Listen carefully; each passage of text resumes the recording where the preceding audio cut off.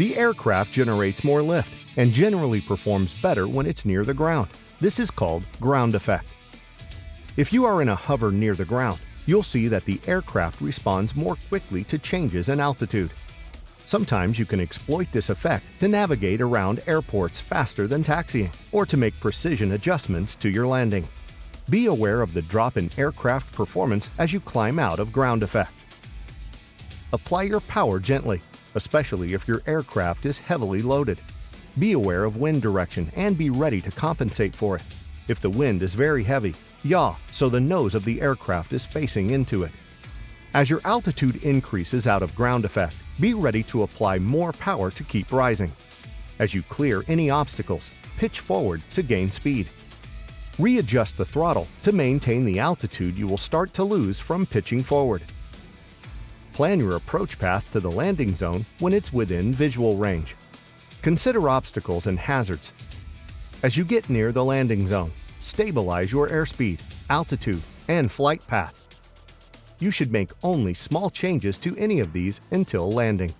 Take note of the wind conditions at your landing zone. Ideally, by the time you are within about 5 to 10 aircraft lengths of the touchdown spot, you want to have maneuvered the aircraft so that the nose is pointed as much into the wind as possible. With the landing spot well in front of you, reduce the throttle slightly to begin slowly losing altitude. Keep the descent rate to about 10 miles per second. Use the throttle to control the descent rate, and the pitch to control where the aircraft will land. If it looks like you are going to overshoot, reduce your forward speed by pitching back slightly. If you're going to land short, pitch forward slightly. When your altitude above ground level, AGL, gets to 100 meters, the landing camera will activate. You can use it to help you plan your touchdown, but don't fixate on it.